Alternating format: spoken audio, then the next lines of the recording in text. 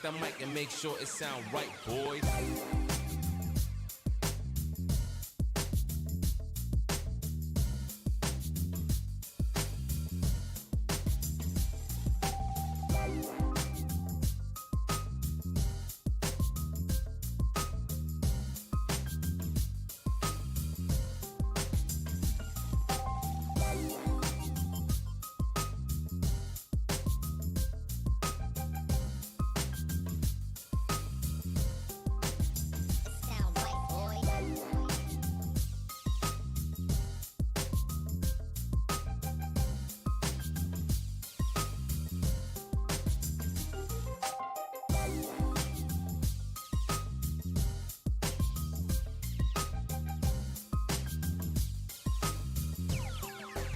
It sound right, boys.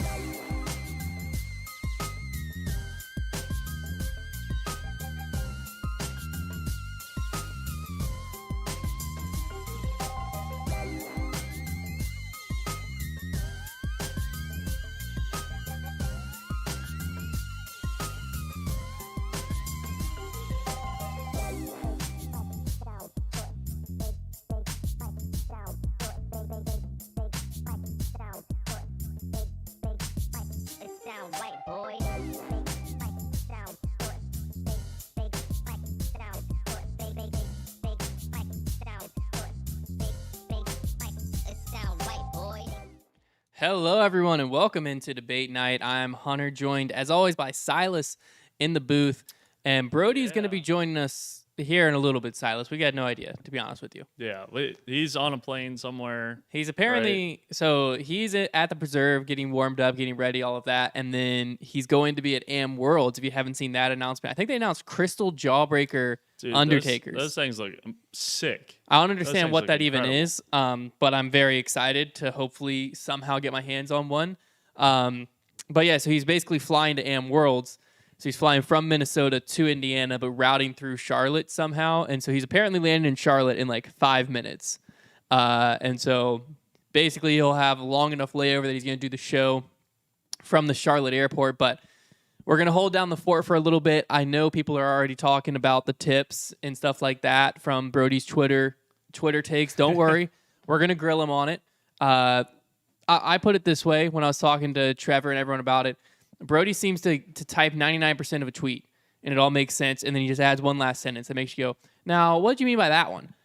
So we're going to get his, deep inside Brodie's mind, somewhere in between his two ear holes, and figure out what was going on, and figure out, You never know what's going on. No, you never do, and that's what makes it so exciting. So don't worry, we're going to get there. Brodie will hopefully be hopping on in the next 10 to 15 minutes or so. And until then, we have a few things to go over. First and foremost, we just posted on Instagram and Facebook. If you haven't seen it yet, we have officially announced that we're going to be partnering with some local guys down in Charleston, South Carolina, and they're going to be opening a Foundation Disc Golf retail store in Charleston, South Carolina. So super excited about that. It's going to be opening July 16th. We're all going to be down there. Brodie's going to be down there. We're going to have some events going on around it. There's going to be some more people than just us down there. You're not going to miss out a few of these announcements that are coming up. So if you're not following us on Instagram, you're definitely going to want to be. We're going to be posting about that. And also you can follow them at Foundation_Charleston on Instagram as well. And yeah, we're super excited to be going down there. And I know what you're wondering. We talked about this last week. Silas did do his presentation. I did. He did it on Monday. And it was, in fact, enough. Silas will be joining us in Charleston for the week. Heck yeah. What are you most excited about, Silas? What am I most excited about? Man, there's a lot of things to be excited about. But just the store opening, I think that's going to be a massive, just fun, we got the crowd out. We got the people coming to the store. It's going to be awesome. Yeah, it's going to be a good time. We're all going to be there. Yeah. It's going to be a good time. Yeah, it's going to be a great time. We'll try to at least, we'll announce. Don't worry. We'll announce what we're doing down there. But you can expect some of our usual shenanigans plus some of the some other stuff we have in the works. I don't want to announce it quite yet, but I'm pretty excited about it. I think you will be too. It's something we've never done before, and hopefully it becomes an annual thing. So yeah, July 16th, that's the date down there. If you live anywhere near the area of Charleston, South Carolina, we'd love to have you down there for the grand opening and all the shenanigans going on leading up to it. So super excited about that. We also just had a Bogey Bro battle drop and in that we announced some pretty big giveaways. So I'm not going to spoil what those are, but you're going to want to watch that video and be sure to subscribe to our main channel. So yeah, Silas, I got to ask you a question before we get too much into Ask away, man. Twitter gave us a few questions that you and I can talk about until Brody gets in here. So we'll Okay. get into those here in a second. But I walk in and it looks like you're getting into some stencil dyeing now. Yeah, man. Yeah, it's so Trevor put me up to this task, Okay. and that was to stencil out, put this logo on a disc, and so I'm going for it. I've never tried it. This is gonna be my first try, but let me just say, X-Acto knife skill, it takes much more than I would have thought. Really? Cutting something out with an X-Acto knife that is very fine, very I gotta detailed. show you a few tips and tricks. I used to do stencil dyeing. That's all I used to do. You did? And I did some detailed ones. Really? And there's a few keys. I'll put you onto them with because I mean that's a somewhat detailed design. Yeah, it's got a lot of like curves. Yeah, but you can get a little bit more. So I will say I'll hardest, walk you through some the of hardest it. part is getting around. It's not quite a 90-degree angle, but it's like a more than that angle, and Obtuse. just trying to get all the way around that. It's a nightmare. Are you planning on dyeing like just using black dye, or are you gonna do your typical like crazy swirls within the stencil? I'm gonna try this. This is my first one, so I'm gonna go black dye for this one. Nice. And then if this works out, Connor's got one that he wants me to dye, and so I'm gonna do the swirly. Yeah, swirly for swirls in a stencil. That's your new thing. I think, yeah. That's what so. I'm gonna. If the swirls and the stencil work out, I'm gonna have some to dye. I also, little spoiler alert, I'm gonna be on In the Bag. If you haven't watched that podcast, it's the show with All Business Brad and Robbie C. I'm gonna be on this week because I've officially started my full gyro challenge. I'm going all gyro discs for the next 30 days, and Robbie C helped me build my bag. Robbie C and Brad helped me build my bag. So you're definitely gonna check that out a little bit as well. But let's get into some of the stuff that Twitter asked us, Silas. I've got, Sweet. it looks like 5 solid questions, and Okay. that should lead us to Brody being here. Yeah, Brody said he's getting off the plane right now. Yeah, so we might only need 1 or 2 of these. Let's do it. So let's start with this one here, because I'm curious to get your perspective as a newer player, and then my perspective as someone who's played for like 7 years now. Okay. What do you think is more valuable in your bag, a beat-up driver or a beat-up putter/mid? In your personal bag, there's not really a wrong or right answer. I really like having a beat up mid or putter, just because I don't know. I feel like there's a lot of discs out there in general, but I feel like just nothing beats my beat up Innova stud. And I love that it's a putter. Such a random disc. Yeah. But you The stud don't, stylus? yeah, don't underestimate the I would Innova never. stud, I would man. never. It's been in my You're in a my stud for throwing bag the stud. since day one. Hey, thank you, man.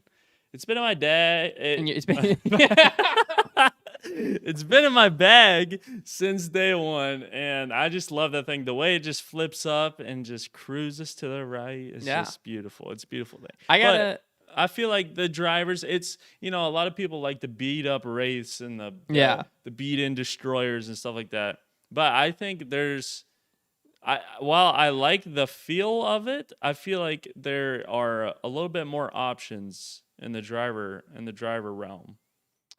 But that's probably I think I agree with your answer for a slightly different reason. I think mine is mainly a driver. I guess it's kind of the similar thing.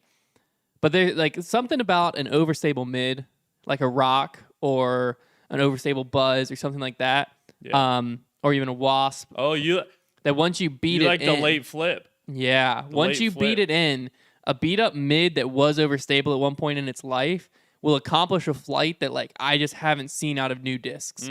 Whereas distance drivers, like if you beat in a destroyer, you can find a disc that flies like a beat up destroyer. Like there's been some runs of DD3s previously. There's been some Zeus runs, especially the big Z Zeus and stuff like that. Yeah. There's some stuff that flies like a beat up destroyer. But a beat up overstable mid, I haven't found anything like it. So I'm going with the mid/putter. I definitely think that's the tougher tougher thing to do. It does look like Brody's starting to hop in here. Yeah. So we'll give him another minute or two to see if he pops up. And, this is the perfect time for Brody to hop in with this next question here. Are you throwing a better round when it's hot and humid or when it's cold and dry? We're talking, they put in parameters, 100 degrees, hot and humid, or 32 degrees, cold and dry. What are you scoring better at? Oh, man. See, I hate the heat. I really do. And the humid. He said hot and specifically humid too. Yeah, it's both.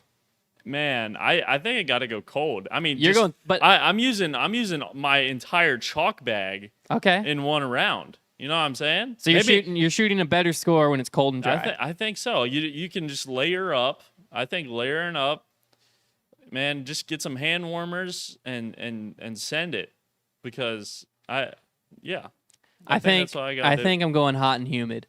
Going hot. I think mainly because of the what he put it on.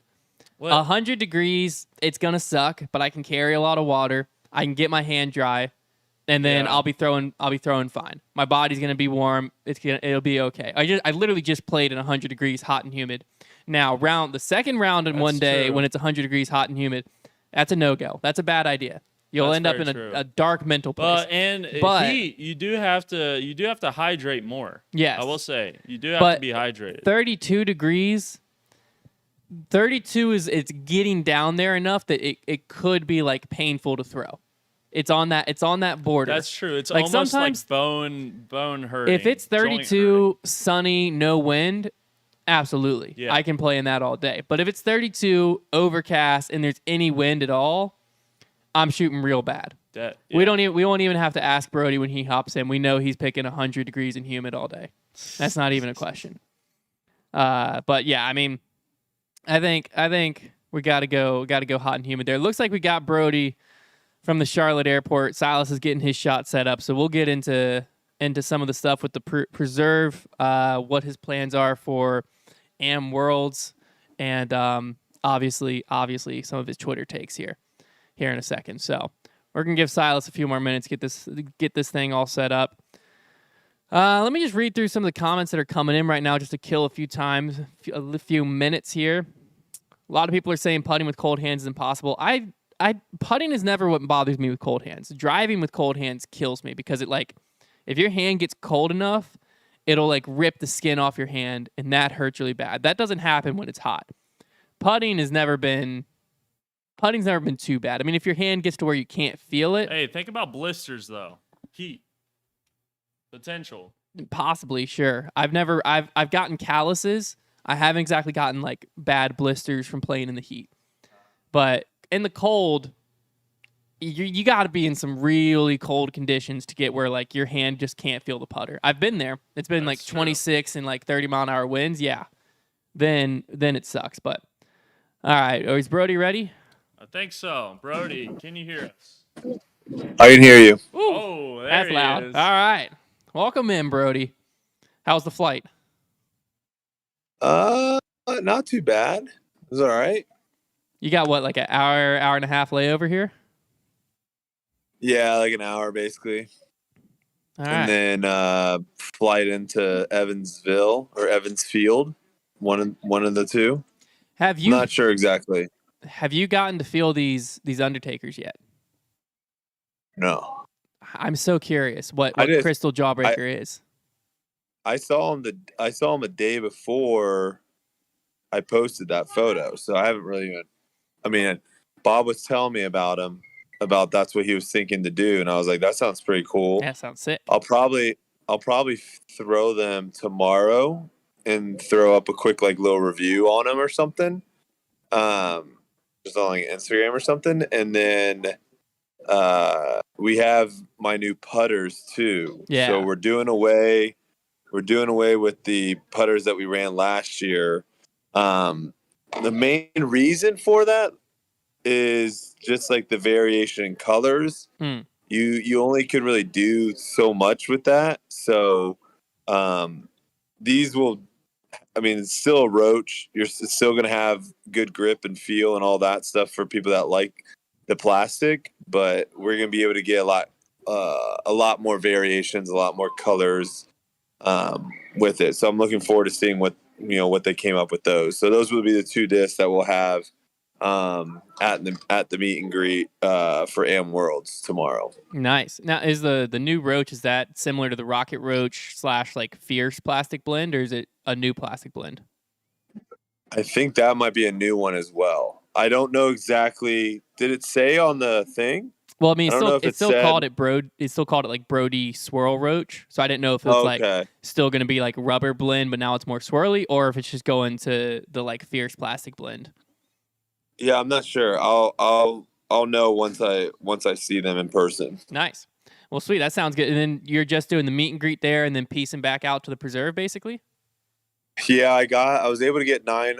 I played a practice round yesterday. Got 9 holes in today.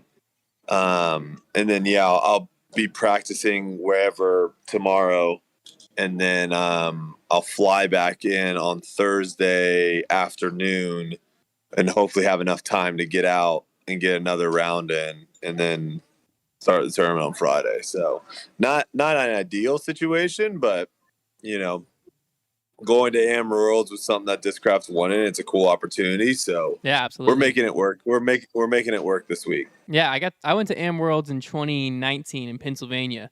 We went up there and vended, and it was a great experience. It was a ton of fun. A lot of people were up there, and yeah, I think you'll really enjoy it. Now back to the preserve a little bit. You got to play the course. What were your initial thoughts? I saw you giving Kale some shout outs on Instagram for the course design. So I'm taking you liked it. Yeah, no, I think I didn't really watch coverage from last year, like when it was going on. Mm-hmm. So the only thing I knew going into it was the first year, I guess it was open, which was 2 years ago or maybe 3 years ago. And it looked like a really cool course, but to me it was like, man, there's not really that much punishment out here. Yeah. You can really just chuck it anywhere and kind of get rewarded. They definitely have changed a lot of things, and there's a couple of new holes, and obviously I got to play with Ezra, and I played with Aaron Gossage today too, and so I got to hear a little bit about like some of the changes and whatnot. But like the big one would be like hole 7 would probably be a hole that you remember, where it's a par 5 with water. It's 2 fairways and there's water in the middle, and pretty much everyone just launched out to the left. I want to say the only person I saw on coverage throw down the right-hand side was Matty O. But now they've made that whole left side OB. So now so force you on the right.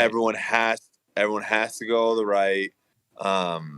They have a couple really good, like, if you throw it in the water, you just advance to like the FPO pad. So it's like a real big problem. They moved, I don't know what hole it is, but you probably are familiar with the par 3 that is like sitting on that brick wall, that cool brick wall. Yeah. They moved the basket 20 feet from the water. So now it's a lot of people are going to throw short in the water probably there, or you go long and now you have a terrifying 30-footer. Yeah. So I think the changes that I've seen and I've heard from, they did really good. I don't know if the grass, if Kale grew the grass out longer, but throwing in the tall grass is a massive disadvantage. It's not hazard. Some holes it might be OB, but a lot of times it's not hazard or anything. But like, if you have like a 400-foot shot and you're in that tall grass, good luck, because it's not fun. There's a couple bunkers too that are in good spots too as well, where like if you're in these bunkers, I like it. I like it a lot. Now, obviously, can you score out there? Yeah. I mean, it's not going to be a tournament where, 10 under par is going to win it. But I think it's going to give, I don't think hole 7 will be eagleable. 18, I played 3 different shots and had an eagle putt inside the circle for all 3 shots. So that hole is pretty eagleable. And then the other par 5 is not eagleable. So there'll be some fireworks there coming in. The first couple holes are really tough too. So I don't know. I really like it. I think too, it's really professionally done as well. Like Nice. they've done a great job with making the tee pads look good, having like red mulch around the baskets, which on a golf course just make them stand out so much more, and it's a cool look. So I think aesthetically and how the course is set up, I think it's gonna be an awesome tournament. So this one's cool. Yeah. I was curious because I remember having a conversation, and I tried going back because I know it was on Grip Lock, and I'm pretty sure you were a part of it 2 years ago or It was about 2 too years ago. easy. Yeah, this was one Yeah. of the courses that sparked the like some of the clips that went viral of is disc golf too easy and stuff like that. A lot of it was from the preserve.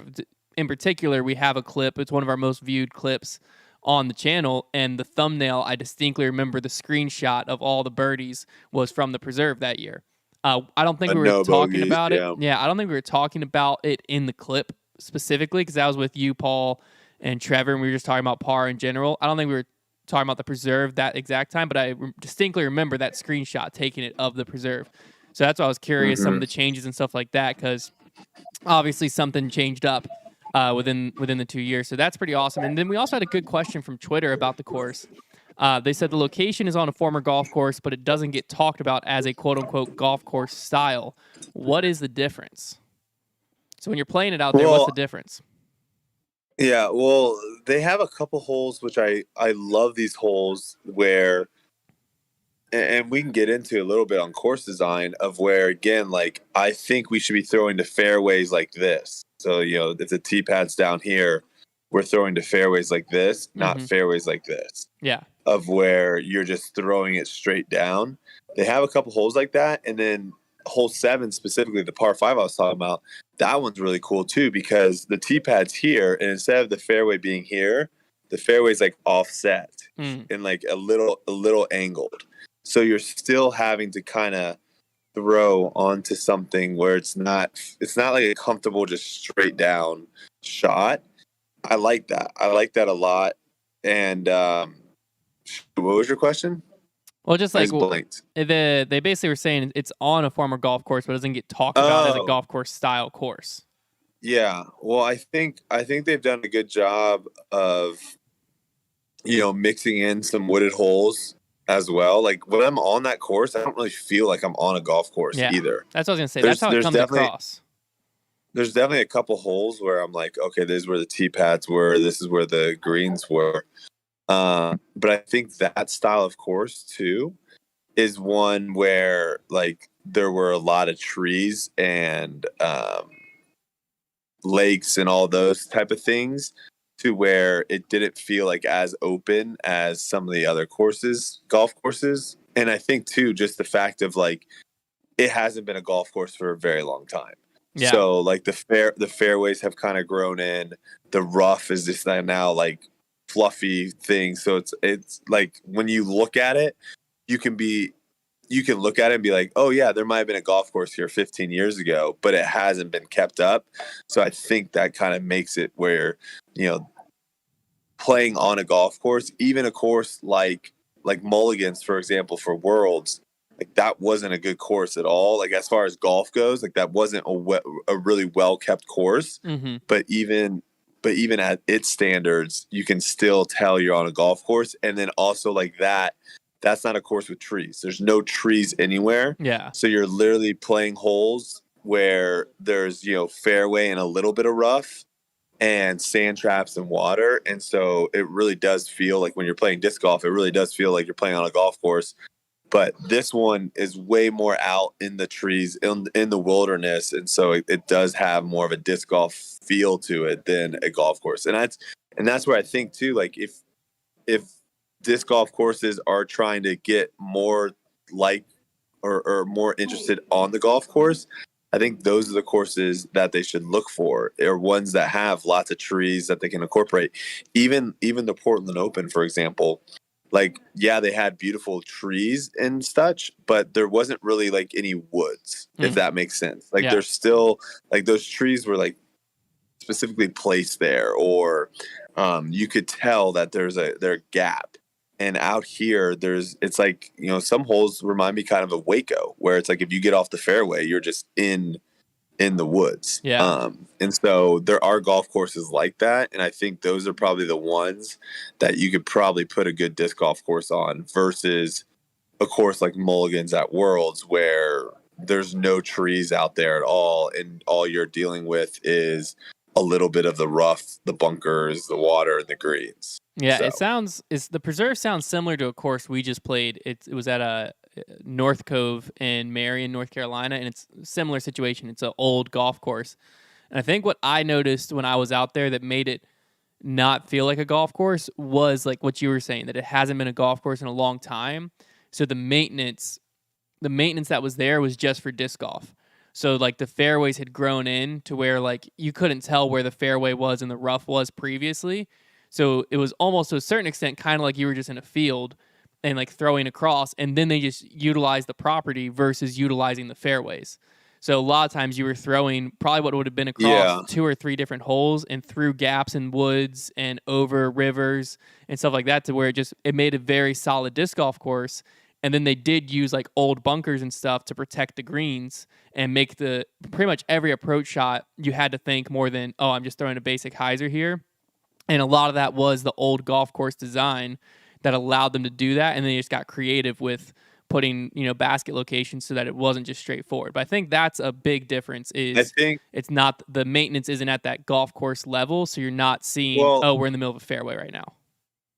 I think it boils down to like, the preserve is a course where the fairways are cut for disc golf and not for golf. Like, I Exactly. think that's the big difference is when the Portland Open, for example, we were not playing down the fairway. Like our holes were playing across fairways. And that's where like you start being like, well, this doesn't really make sense. But the preserve, like when you step onto hole 3, for example, like the fairway is cut for the disc golf hole. Yeah. And you really see like, okay, from here to the basket, 400 feet away, that's the fairway.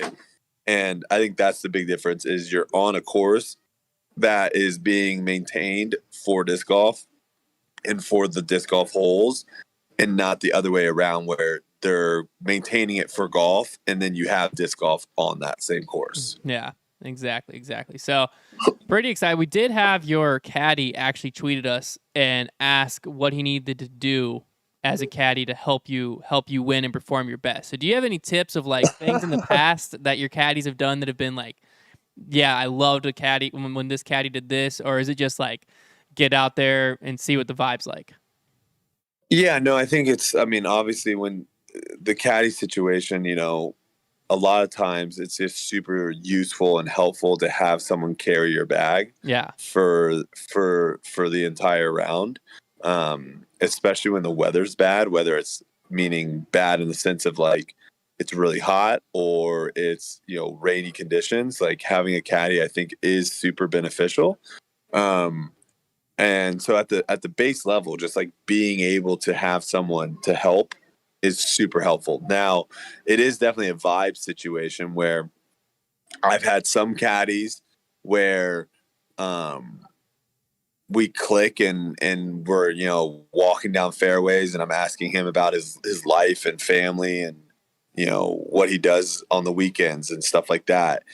There's been others where it's been more of just kind of about the disc golf, and then there's been others where they've almost been able to like help me talk through shots. Right. Mm-hmm. So for me, how I do it is like, and I tell everyone too, when we start off, like, hey, we're just out here to have a good time.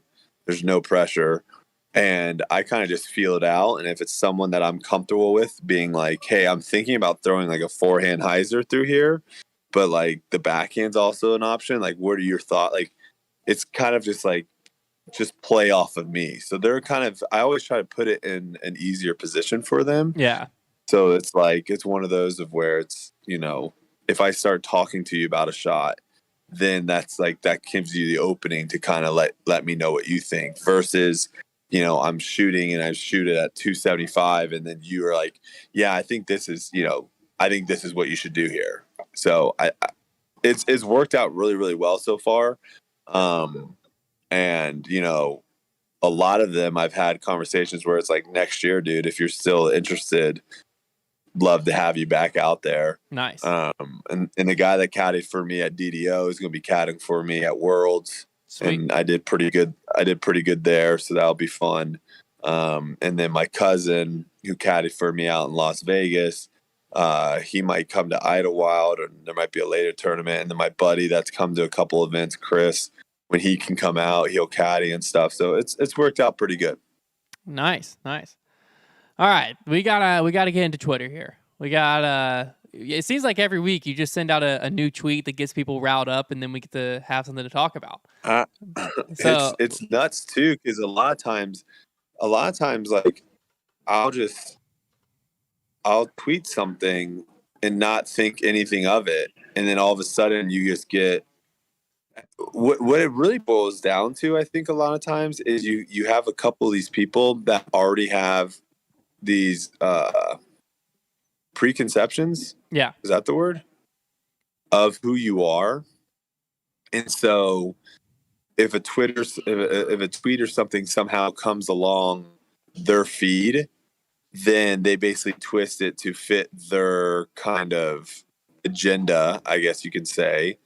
And then they blast it out. And then a lot of people just see that and don't actually go. Well, first off, they even if they do go and look at what I initially wrote, you already are coming with it from, it's kind of like, if you go see a movie with all your buddies and stuff and you really like the movie and you get out, if you initially were like, guys, that movie was sick. If you say that, that's your genuine thoughts. But if you get out of the movie and then everyone was just like, oh my God, that movie sucked. A lot of times you'll just be like, yeah, the movie wasn't that good. Yeah, what? You kind of go with the flow. And I think Twitter, that is a platform that probably happens a lot, where there is a lot of dogpiling. And so if you're already against someone or don't like someone and someone says something, then you already just jump on that and you're like, oh yeah.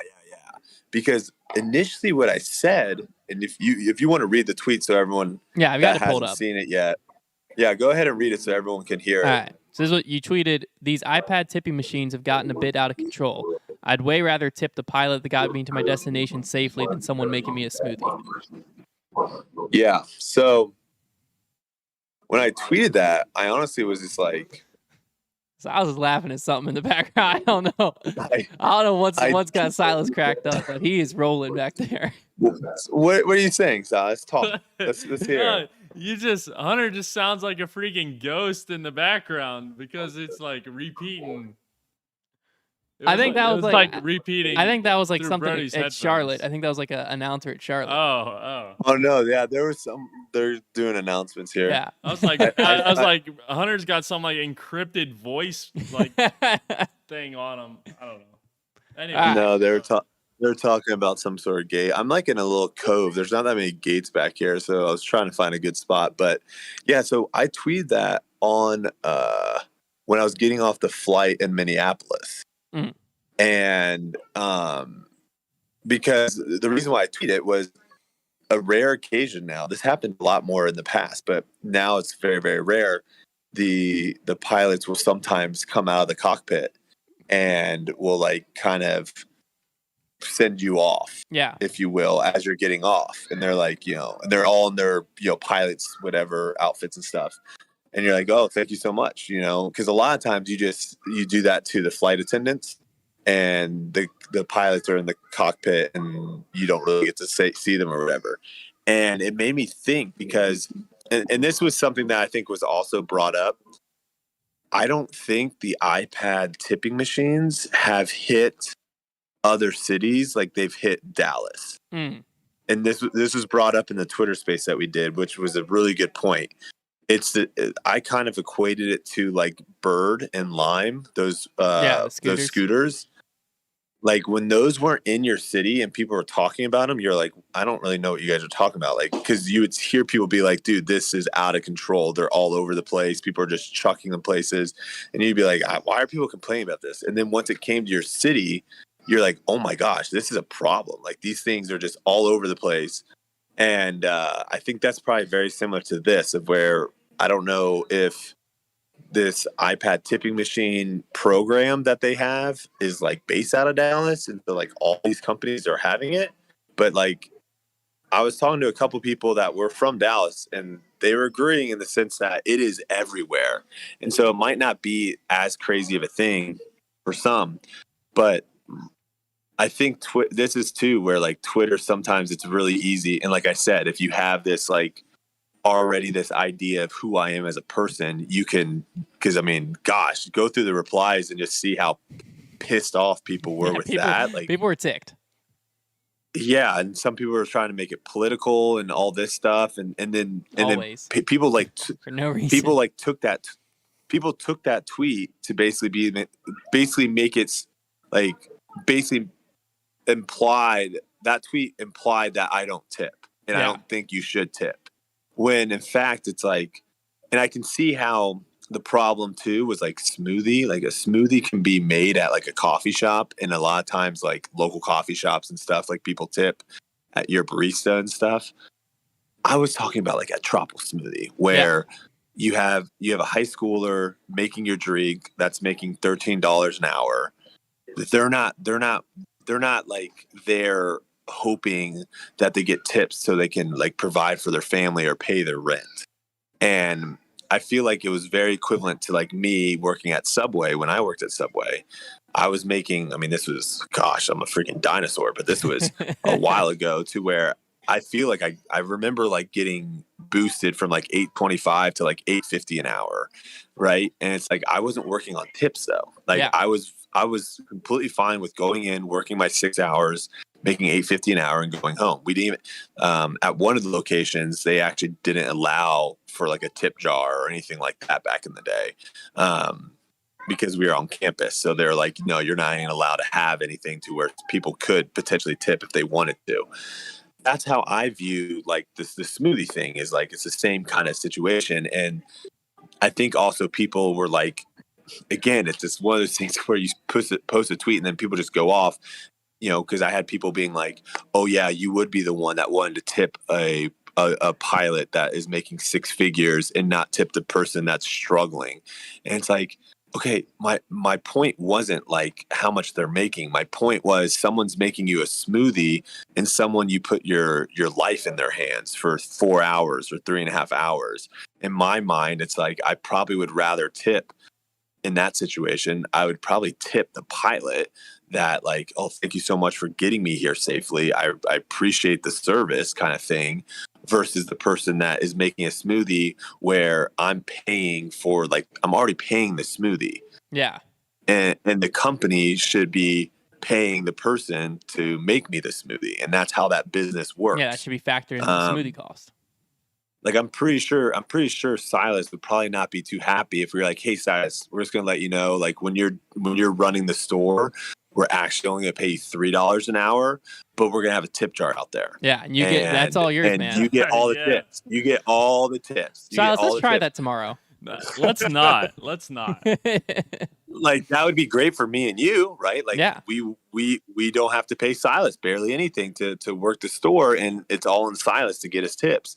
But it's like, there's certain jobs, like, and this is where it's like, it got crazy, because I don't think people realize that, like, I'm from a single parent. Like, my mom worked 3 different jobs, one of which was being a waiter. And yes, tips were super, super important for us to have food on the table. And for that, I, from a very young age, will always tip really well waiters and waitresses when they do a good job, obviously. Because I think also that is a problem of where it's like, if you're just always tipping like the same for bad service, good service, whatever, then like, what the heck are you doing? So like, if someone does go above and beyond and like makes my experience a lot better, then obviously they get a way bigger tip. But like, I basically have a pretty high baseline for just like, if you just bring me my food, make sure my water is like not like empty for that long, and you pretty much just get a baseline tip. And it's like, I've worked in the service industry as well. All the jobs I worked out in the service industry, though, weren't like tip jobs, though, right? So I talked about one story of where one of my mom's friends was like, hey, I know someone that owns a floral shop and they need help on Valentine's Day for drivers. And they're like, we'll pay you this much and you get to keep all the tips. And I was like, oh my God, this is sick. And I think I was like a junior or something like that, junior, senior in high school. I thought it was sick. I got one person to tip me. It was like the third or fourth order that I realized that I'm literally getting flowers to people like at work and stuff that are getting surprised. And like the last thing on their minds, like, oh my God, I need to tip the guy that just gave me these flowers. They're like, oh my, they're freaking out and so excited and crying and all that stuff. So like I've done a lot of jobs. Valet would probably be the one job that I did where tipping was super crucial. Mm-hmm. And that job sucked because we pooled our tips. So we would have five valets there. And, I'm new on the job. I'm in my third month or something. So I don't really have much seniority. And it's like a quarter mile to have to run in Gainesville, 90 degree, 120% humidity, a quarter mile up a hill to get these cars. And, you would basically, when you drop the car off, you would run back, right? And when you had to go get a car, you ran out there and then drove the car there. And there would definitely be times where like someone's like, hey, I'm here to pick up my car. So it's like you sprint out there to get the car and you drive the car back and then they give you like a 5 and you put it in the pool tip. And there's like 3 people working.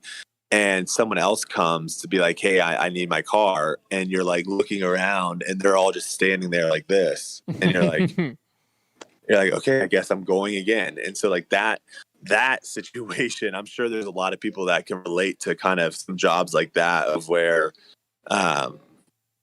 it did suck because like the people that didn't work that hard or whatever, you ended up all getting kind of the same tips at the end. But yeah, it's crazy. Twitter's a crazy space. And I'll say this and then I'll hear from you guys on what your thoughts are on the whole thing.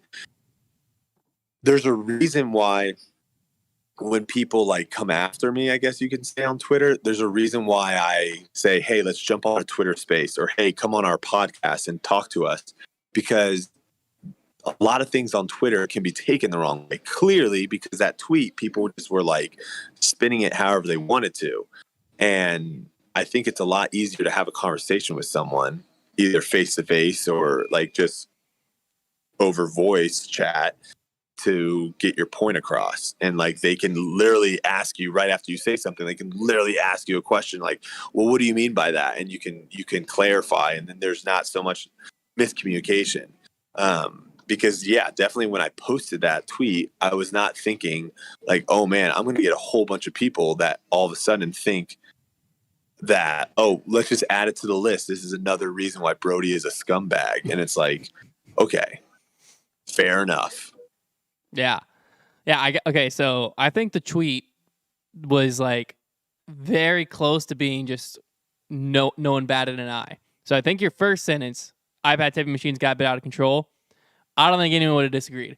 Sure, there might be some cities, but I mean, we're in Lynchburg, and it's reached us. So where like you go in Subway, you go in Zaxby's, Starbucks, you go wherever. I'll tell that story in a minute. Yeah, you go wherever, and they're looking at you asking for a tip, and it's like that's the weirdest thing. Yeah, I've never tipped here before. I'm just picking up my to-go order. What am I tipping? Well, the weirdest thing too is when you haven't even gotten your food yet, and they want you to tip. I'm like, well, what if my food is trash? But also, like, like if you're at Zaxby's, for instance, there's 15 people working. Who am I tipping? Like one dude fried my chicken, one dude fried my French fries, one person rang me up, and I got my own drink. Yeah, like there's no way everybody's getting a portion. So if I threw a 5 in the tip jar, is everyone getting 25 cents? Like where does that go? You know what I mean? Versus the waiter or waitress that actually served us. That makes perfect sense. It goes straight to that person. Because who's not getting it goes to the busboy too a little bit, and it goes to the hostess. But it doesn't go to the chef, right? The chefs do not get tipped out. Yeah, no, so they're the one who cooked the food. You're like if you're at a fast food restaurant, you're basically the only person you're interacting with is the chef, more or less. Yeah, basically. And that's someone who doesn't like they're getting paid to do their job and they're doing their job. But like valets, that makes perfect sense. like pretty much I serve think- like someone who washes your Because car if it's you pull a up. service. I Yeah. feel like there's a difference. There's an between a opportunity to go above and service beyond. and a just normal job. Well, I think also the other thing too that's a big one for me is when they're doing something by themselves. So like outside, so like if you are, for example, we hired someone to come over and mount our TVs. Yeah. He didn't work for Best Buy. He didn't work for like a company. Like it was his own company. So in that scenario, like that's a situation where it's like, yeah, I don't mind tipping that person because it's like I know it goes straight to them, and like that's like no one else is paying them. Yeah. Right. Like it's like he's paying himself basically by what he's charging us. I think that's huge too. Of like, I'm definitely more inclined for stuff that, like a smoothie, for example. Like I might leave a tip for a dude on a beach. Like if I'm at some sort of beach or something, and he has his little hut and he's making smoothies and he's got a tip jar, I'm definitely more inclined to leave a tip for that guy than I am to leave a tip at someone for tropical smoothie. Yeah. Now I think though I think that's a big difference. I think where you threw everyone off though is you picked a pilot and someone making you a smoothie, which are both that's roles what I that just- you just like in general don't tip. So I think that's where the tweet, because I get the explanation of what you're saying. You just got off a plane. No, all of no, that. a lot of people are saying they tip every single time someone makes them a drink, which then That might be just out of which guilt. then I that's saw a really good. That's I just saw a a guilt really trip. good. No, but I saw a really good counter argument to this. I never thought about that. They're like, "Oh, so you tip the flight attendants when they make you a drink on your flights?" And I was like, "Ooh, that's a good one." Because I've never, and someone was like, "Yes, I do," and I was like, "Okay, There's you're no lying. way. I've There's never, no way. What, you I've just carry never cash seen with you any- and you're just slipping them a I've- 5 when they I've- pour your Diet Coke? I've never seen anyone." I mean, I could maybe see like if you got like an alcoholic drink, right, and it was like $12 or something, and you just gave them 15, and you just like keep the change. Like I can maybe see that, but there's no way the free drink you're tipping a flight attendant to pour you a free. And I would be Diet Coke. curious if they could even accept it. I'd be very I'm pretty curious. sure they can. I'm pretty sure they can accept. But then I feel like sometimes they've almost gone to no cash, and they've only done credit card for alcohol. I want to say. I don't know. It's been a really long time. I don't even know if they serve alcohol. It's been a really long time since I've seen anyone pay for alcohol on a flight. I Yeah. don't even know if they still do it. I don't even know if they still do it after COVID or whatever. But I don't know. But I think that's yeah. where your tweet fell apart. Because like if you would have Well, like the first problem was- part, I think everyone would have been like, yeah, they've gotten out of control. Because like even I went to get ice cream just up the road at Rookies, and they have the sandwich. They already have the 2 cookies, and they have the ice cream bin. They're all being paid to be there, and then you pay for your ice cream sandwich. And it's an expectation when you're paying for your ice cream sandwich, when you're paying for your smoothie, when you're buying discs at our site, when you're doing whatever, the labor's factored into what you just paid. So like I paid for that ice cream sandwich. I paid, my tip's kind of in there because like that should be factored in. If you can't pay a livable wage or minimum wage or whatever job it is off of your pricing on your ice cream sandwich, you got to raise your ice cream sandwich pricing.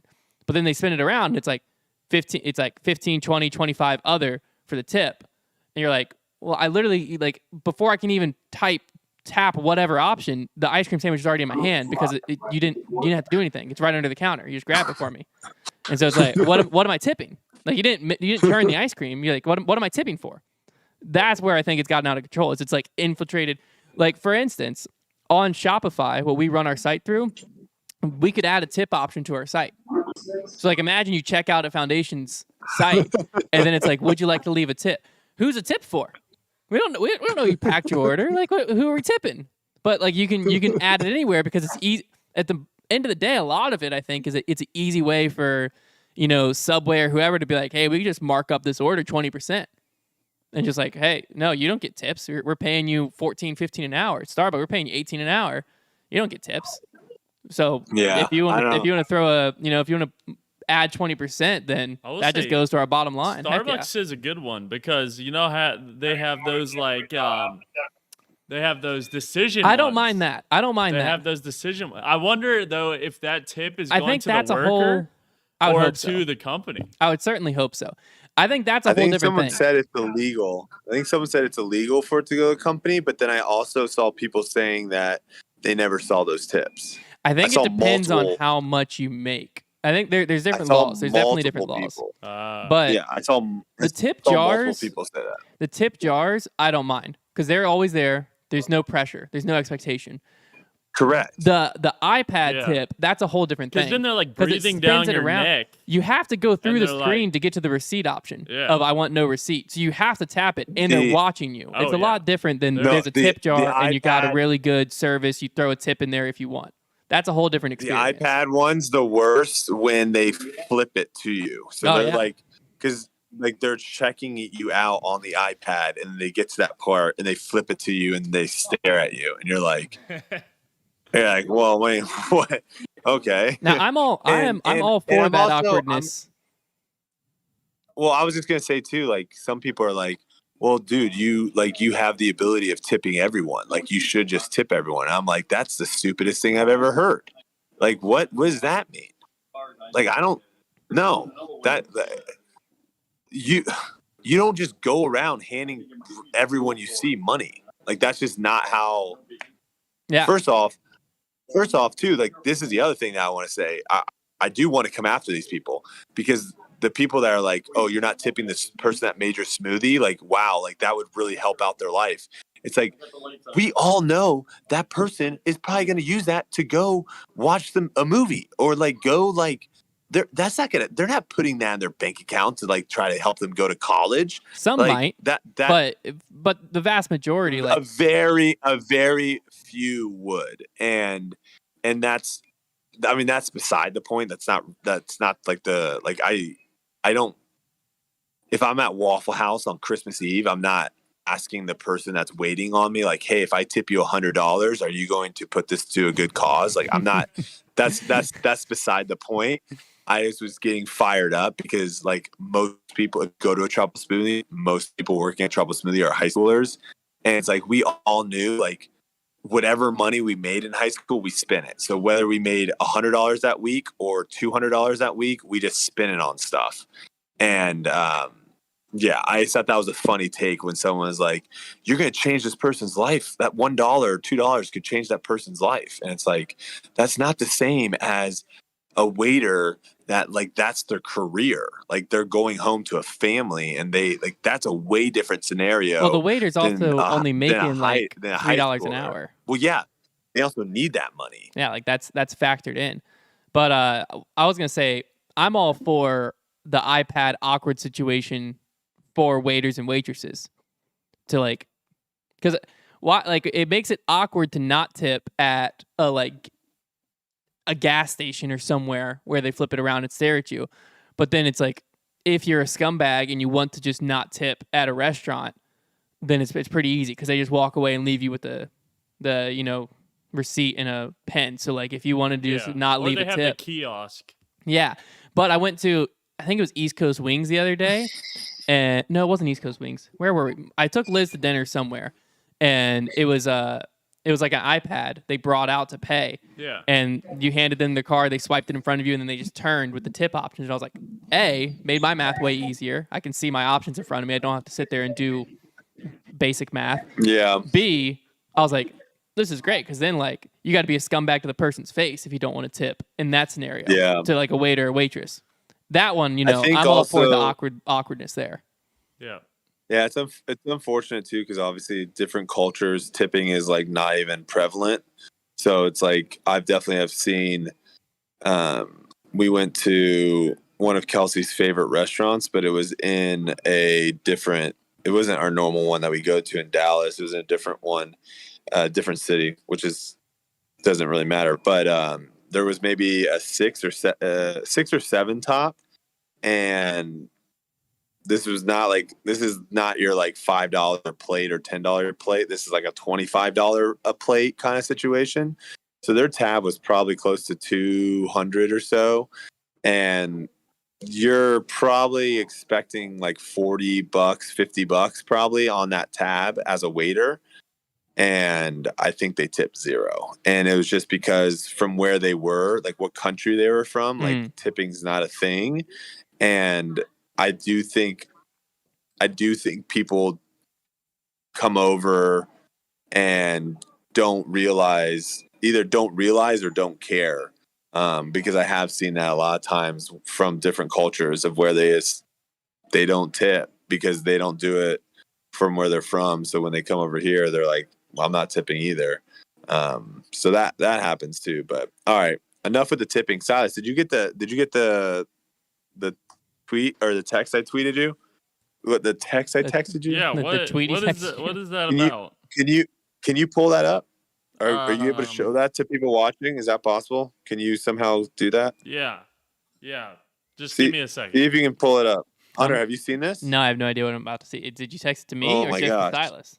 No, I sent it to Silas. See if Silas can pull it up so you can see it too. All right. Well, if he puts it on the stream, I'll be able to see it. I got it. I got the You thing. want me to put this video on? Yeah. What the heck? Okay. Have people see it so I can explain. I can explain what it is. All right, I'll just see what I show. can You do. only need to show it a couple seconds. What gate am I at? When's your flight board? I need to start probably walking over there. I would say you don't have too much more time, right? I can start walking over there. Where am I going? Evansville? Someone said you're asking Silas to actually produce. Let's hold on here a second. That's ruthless. Oh, I did see this video. Let me say something. This was spur of the moment. That was spur of the moment. Kelsey actually sent this to the foundation account. Okay. So I did see it. Yeah. So, okay. So this is. It's not up let yet. Let me know when you played it. I'll let you know when Silas puts it up. Okay. I'm looking at what gate I need to go to here. What gate am I going to here? All right, Silas is throwing it up now. Okay. Let me know when All right, it's done on playing. the screen and it's starting to play. Nice job, Silas. Look at this. That was efficient. Crushing Silas. it, dude. Pretty quick. Doesn't seem like there's audio. No, there's fine. no audio. Sorry. That's fine. You don't need You audio. can see what's going on. If for our audio Can you see listeners, the disc? there's basically a car on fire at a disc golf course, and a bunch of disc golfers are sprinting over, and it looks like dragging Yeah, what's up, man? a man out of the car that's literally on fire. Okay. All right, the video's over. So Silas. Okay, Silas. Okay. So this course is in for all the people listening in from Dallas. This is BB Owen. Yeah. It was one of the. I want to say it might have been the first time. If you go back and watch one of Kelsey's first time actually playing disc golf on camera, it was at this course. And when we were playing, a freaking car tire flew off. I remember that. It's in a video. Yeah. And it's literally flying down the disc golf course, probably going like 50 miles an hour. It ends up like hitting a tree and like launches like 30 feet in the air. And we're like, oh my God, if that tire would have hit someone, they're dead. Like that's decapitating someone. That same course, someone drove a car onto the disc golf course and slammed it into a tree. Car, obviously, you guys, the people that have watched it, obviously now see like caught on fire. Yeah. And like disc golfers were the first responders, ran over and saved this person, pulled him out of a burning car.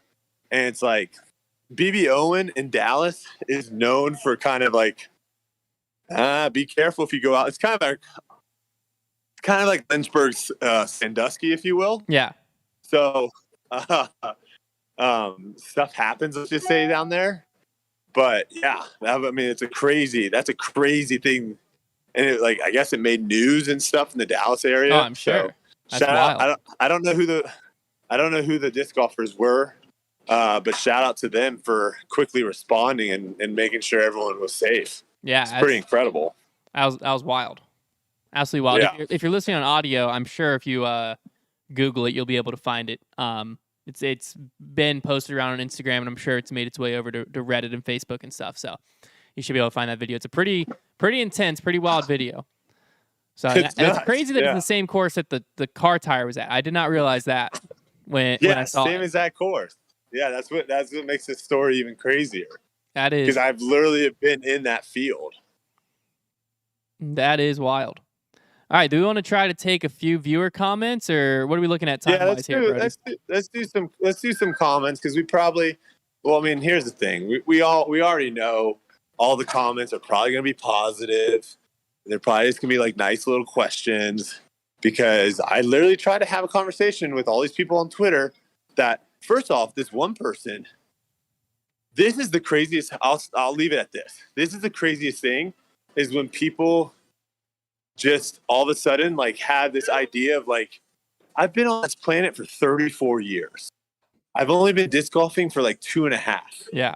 So for people to be like, I know everything about this dude. I know exactly how he was raised. Someone told me that I was raised with a silver spoon.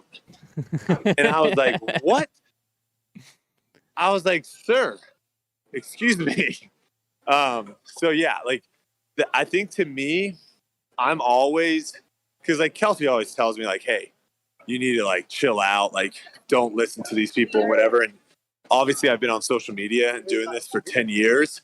So like the way I react to things now, like before it used to like, if someone would say something, like it would like bother me for a while. And like now I think it's, if anything, I think it's actually just kind of entertaining to really actually try to get like an idea of what these people actually think. Yeah. Because they don't know what they think. Like because the person that says like, hey, you had a silver spoon your whole life. I want to be like, hey, jump on our podcast and let's talk. Because I want to be like, all right, what are your facts? Let's hear it. Yeah. And they're like, yeah, well, I bet you were someone that freaking had like a Lexus to school and blah, blah. I'd be like, nope, didn't have a car until my junior year. It was a 96 Honda, didn't have AC. It was the family car, get wrecked. And then someone's like, well, and here's the other thing I'm going to say, because I'm sure someone's probably out there being like, well, I didn't even have a car, so you definitely were better off than I was. Where has our society gone to where like everyone's just like, oh, you think you had it hard? I had it way harder. Yeah. Like, why are we judging each other? Like, yes, did some people have easier childhoods than others? Sure.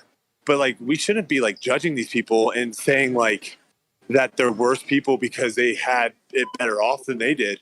And that's the other thing too, is like, I've had some people that, yeah, maybe they did have pretty crappy childhoods and like had to go through some things similar to me.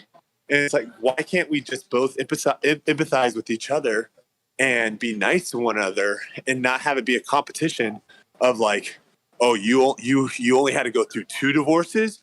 I had to go through 3 divorces. So you know nothing. Like what? Like going through 1 divorce sucks. Yeah. So like, why are we even like having these competitions? No, of like who's had harder? But I'm just gonna say that is like, I'm always going to. No matter how many times I have to do it, if someone attacks my character or my family or friends or anything like that, I'm always going to stick up for them. So yeah, that won't be changing. But go ahead, let's get some questions. Well, I always, as Silas looks for some questions, I always summarize basically what you were just saying. Like, basically, like we've talked about this topic a few different times, but like if I have a sprained ankle, I'm obviously in pain. I have a sprained ankle. But then Silas walks in and his shin is fractured. Silas has a worse injury than me, 100%. But my ankle still hurts. So just because Silas has a broken shin, it doesn't all of a sudden make my ankle not hurt. And so like, yeah, there's different experiences and Silas is in more pain than me, 100%. But that doesn't mean that I'm not in pain. And like that's basically the same thing of you know different lives and different things like that. It's like just because one experience was technically worse than another, that doesn't mean the one person didn't go through something or isn't in pain. To be honest, though, in that scenario, if that actually happened and like you were complaining about your ankle, yeah, I would literally tell you, Hunter, look at Silas over there. He's manning up. His leg is falling off of his bones are falling off of his body. It'd be like in the Office when Michael has the burned foot and Dwight has the concussion and he tries sticking his foot in the CT scan. That's that scenario. But Michael's foot still hurt is all I'm saying. All right. All right, what we man. got, Silas? All right, Brody. It looks like you've got a person that wants to come on and talk about how you were raised because Arendale said that he's offered to come on and talk about this multiple times now. So we might have to get him on here. I don't know who that is. On the podcast? Arendal. Does he not have he's Twitter? He's calling you out. I don't know. Man. He says he's offered to come on multiple times. I'm assuming he's talking about the tipping thing. No, But he was talking about like it was when you were how you were raised. All right. That's also a really weird thing to call someone out on. Is like, I'm calling you out on being a spoiled child. Hey, I'm calling you out on having a house to live in as a kid. That's I want to battle you. Yeah, sure. No, we can maybe I don't. Yeah, sure. just I mean, I don't know what his like. What in the his, future. Tweet at Wh- Brody or what's his- something. Yeah, okay, what is he his? said? He I said guess, I will. I saw the Twitter thread after the spaces was already done. There you I go. know, but I don't know what he like. Oh, What does he here want we to go. say? Like Here we go. I have no what's his interest angle? in how you were raised. More about this situation on Twitter. So the tipping So thing. he must be against you on the tipping thing. Okay, he's someone that thinks everyone should get tipped. Apparently. That's what it sounds like. Okay. Next one we got from Nicholas. What do you think will be the winning score at the Preserve? What do you think? Oh gosh. I don't know. Probably like 20. See, the thing is, it's so weather dependent. That course is going to get shredded if the wind is down. If the wind is up, then it's going to play tough. So it just depends on what the weather is. What's the weather current? Where is it at in Minnesota? It's pretty much like in Clearwater. It's been pretty windy the last couple days. I don't know if it'll stay that way, but it's been pretty windy and like also wind direction. Like we played hole set. I mean, I'm just saying hole 7 because that's like one of the more difficult, I guess, holes on the course. We played that hole into the wind one day, and then we played it as a tailwind the other day. And tailwind, easy birdie. Into the wind, very difficult birdie.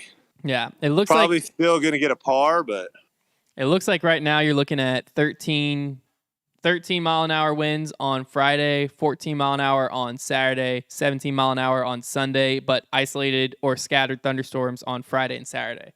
So weather could definitely be a factor at this event. yeah. So I think it's definitely going to. I definitely think it's going to play harder. I mean, they made several holes harder than last year. I don't know what holes they took out, but I do know like the new holes are harder. Like the new holes that they did make are difficult. So. Brody, question for you. Yeah. Question from Kelsey. She commented earlier. She said, "Do you miss the Charlotte airport?" I just that's walked all. 20 minutes. I just walked 20 minutes to get to my my gate. We only fly American, so unfortunately, a lot of times when you fly into Charlotte, they put you in like some random like A or something, and then you got to walk always to E. So travel problems. I got my steps in today. There you go. The Cinnabon was closed too, so I'm a little upset with that. I saw someone call me out. You might have missed it, Silas. I had the chat pulled up where they thought that my rating was inflated, Oh, I did see and that. I think I'm actually a 920 rated player. I think that's funny. What's your rating? right now? Yeah. It's somewhere in the 970s, around there. Really? The highest was like 980 something. And Size, now, I told this to Hunter. You might get a kick out of this. I played in 2 minis back in Dallas, and one of the guys that's actually in the Easy 3 group was like, "Hey man, he's like, hey, are you gonna like take the money?" And I'm like, "Yeah, what? Of course Why I'm gonna wouldn't take you? the You money." What? Yeah, I'm definitely taking the money. And I was thinking about it too. I was like, how do I know that there isn't someone that was in the field that's one of those guys on Twitter? And I'm sure Hunter and Trevor get this all the time. of where it's like, dude, if I played you on my home course, I would freaking smack you up. You suck. It's like one of those people. I might be playing against one of those people. Of course, I'm going to take the money. So yeah. I actually, I would. I mean, obviously, I think the Bogey Bro battle situation is probably. I don't know. We'll see how you guys do in the next couple ones, because I feel like that's your real like claim to fame of like, we're going and playing on a course that you want to play us on, and we play it blind. So we need you and see what we do. Yeah, but we kind of need you guys to win more.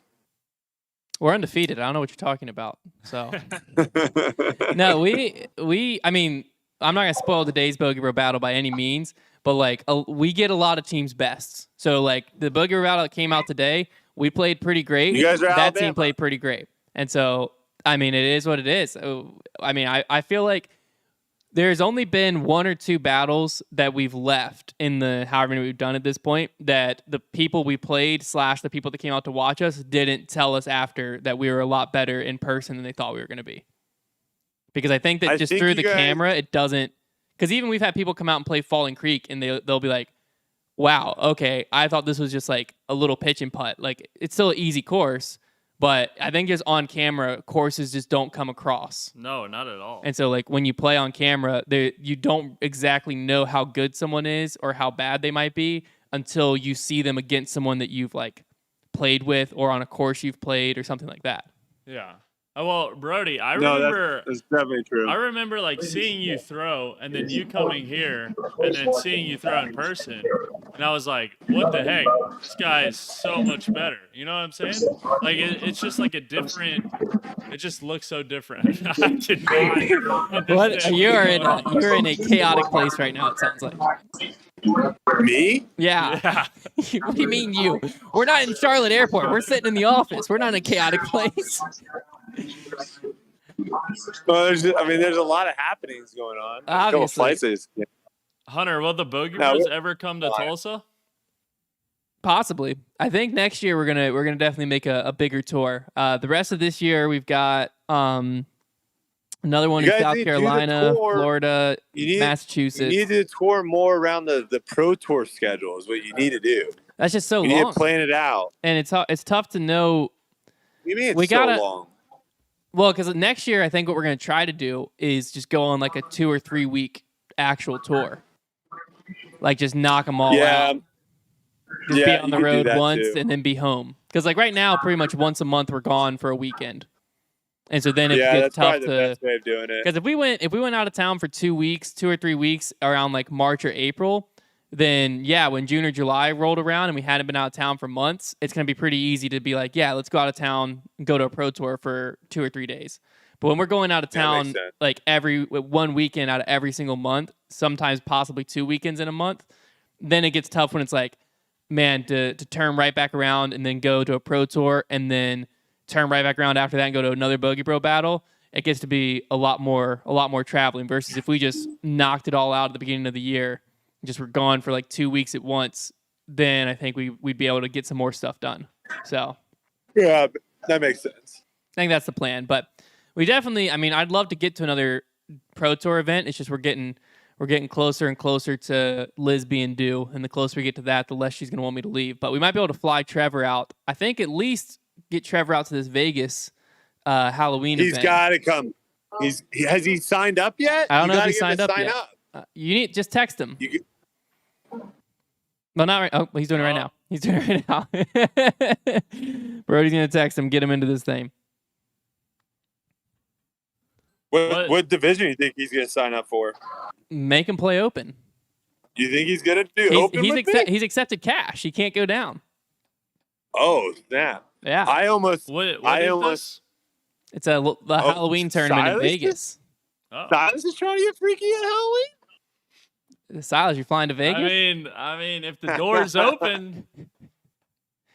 Hey, we broke the news to Silas. He's going to Charleston. Yeah. Oh, I know. I missed that PowerPoint. Thanks. You guys did it. I sent it to you. You guys did an hour. No, I'm saying I missed the actual presentation live. You guys did it like an hour earlier. No, we did it at 7 our time. That's what I told you. Yeah. I feel like I got a text way earlier than It was like when I it's thought probably like was 6 your time. I don't know. I was still packing. Yeah. Well, it was good. Oh. It was recorded. Yeah, I sent it to him. Oh, nice.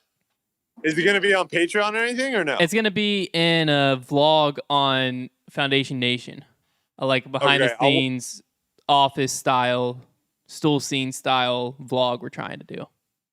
I'll watch it. Thanks for your vote. It counted. He didn't vote yet. Oh. We were already up enough votes that if he voted no, you were there. Ah, okay. He did get a no. I'll watch it. I did get a no. So who gave you a no, Connor? no. I don't want to spoil that information. Silas said Trevor. Trevor voted no.